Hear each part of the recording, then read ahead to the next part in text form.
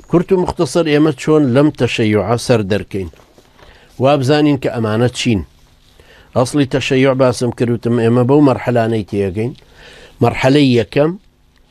ئەوەیە کە هەندێک کەس لە دوای کۆچی دوای پێغەمبەری نازار عەلەیهی سەڵات وسەلام دەنگیان بە عەلی کوڕی ئەبی تاڵیبەدا ببێ بە خەلیفە، پیان وابوو ئەو عالمە ئازایە سوارچاکە لێ هاتوو.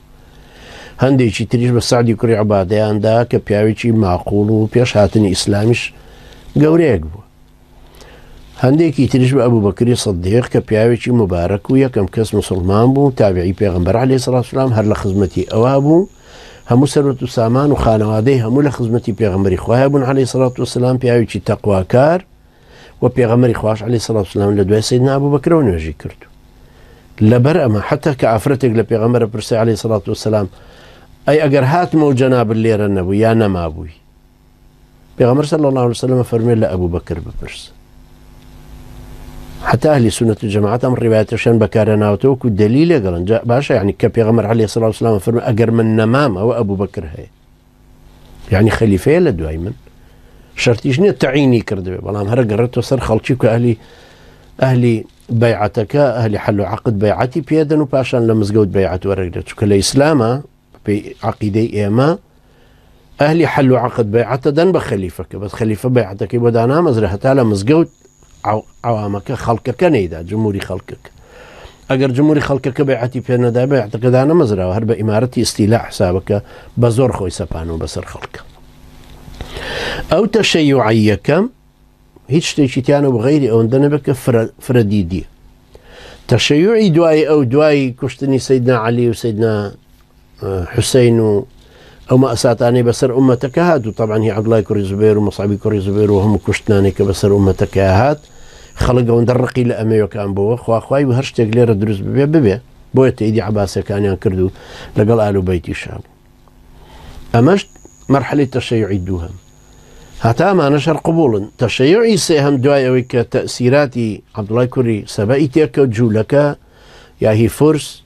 يا تأثيراتي تري بودایی و ئەفکاری تری کۆنفۆشیۆسی و یا سیخ و یا ئانێ ئەفکاری هندستانی تێکەوت. طبعا ئەوانە بە تەکید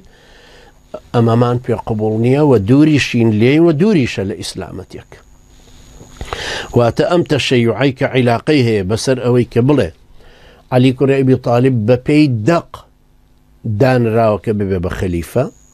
دەقی قورئانە بەڵام ئەهلی سونەت لایان بردووە، قسەیەکی خورافیاتەوە هیچ دلیلێکی لەسەر نییە. دووهم عەلی کوڕی ئەبی تاڵیب کە ئیمامە و دوای ئەویش ئیمامەکان ئەولادەکانی ئەو ئەبێ ببن بە ئیمام، هەر کەسێک لە زەمەنی ئەوانە بوو بێ بە خەلیفە زەوتی خلافەتەکەی کردووە. باوەڕبوون بە ڕیجعە بەوەی کە سەیدنا عەلی ئەگەڕێتەوە بۆ دنیا و هەموو ئەوانە زیندووە کاتەوە و حکمی شەرعیان لەسەر تەطبیقەکا وەکو ڕیددا وەکو داوێنپیسی وەکو هەر شتێکی ترکە هەیە. باوەڕبوون بە بوودا واتە خوای گەورە سەیری بوودا خۆی ئەم ظاهرية. محمد رضا مظفر عميدي كلية فقه نجف لكتابك عقائد الشيعة الإمامية فصل شيء بناي بودا يعني نزانين يا بيرتشونو بلام سيدي كتوني فلسفيان ألين لدواي جعفر خواي جورب برياري دابو كإسماعيلي كري جعفر ببيبا إمام ثم بدا له أن يكون موسى. خواهي گەورە بڕیاری دابوو ئیسماعیلی کوڕی جعفەر ببێ بە ئیمام، پاشان بۆی دەرکەوت کە موسا ببێ. ئێمە یعنی چی؟ پاشان بۆی دەرکەوت یعنی نەیەزانی دوای زانی،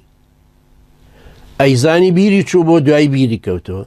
هەردووچی هەر کوفرە، هەم جەهل هەم بیرچوونەوە. وما كان ربك نسيا ئەبێتۆ بە کوفر. لەبەرەوە ئەم جۆرەشتانە کە کەوتنە ناو تەشەیوع و لە بوودا و لە مەسەلەی قورئان تەحریف کردن و ئەنجا لە ڕیجعە و لە ئیمامەت و لە نەس و لە عیلمی تەکوینی و قودرەتی تەکوینی و ئەم شتانە طبعا ئەمانە هەمووی خورافاتێکن و بێدەلیلن، نەجنا ئومەتە ئیهمالی ناکات، چونکە وەگەر لە ڕێواتەوە لە پێغەمبەرەوە هاتووە عەلەیهی سەڵات وسەلام خەڵکی خاتە سەرچاو. شتێکیش نییە شمشێری خەلیفەیەکی سنیمان لەسەر بوو بێ کە ئەبێ ئیلا تەسلیم بین بەمە کەوا بۆ شتانە هەموو هەرچی شتێک کە ڕوویدا و گومانیتیان نییە و تەشەیعیش مەجالێکی زۆر ئاسان بۆ خەڵک تێکەوێ ئەنواع وشکال شتی خورافاتی تێکە هەروکو مەدخەلی ئەم سەردەمە مدخليهم سردمت شي بالريش الدوفاق بزانن كانت تاشيوه يعني ليت كرد نكردوتو دريجة شروع على كرد كرو دست الليرة ببس داني بونوش بلا محمد بن عبد الوهاب رحمه الله وكتابي أصول الثلاثة 4 قواعد البيبل القواعد الأربعة كتابي توحيدك محمد بن عبد الوهاب دلابي تو كافي ترتو سلفي بن سلفي ايتر مخابراتي زيناكاري دزي جردي شمشير وشيني لهم فرقة إسلامية كانوا لهم خلطيتر تشكداري خليفة حفتري تشكداري حوثية كانية على الأقل يركسي شيتر كوابا نظمي حوثية شوانا كانيتر جاسوسية كيلا سرهم أهل السنة ما تخليت شون يستبوا بكريشي آساني مخابراتي تشيع يجبوا بكري هم أمتاني دنيا لبرزور آساني اشتيك الله بي حتى تاريخي إيرانا لباسي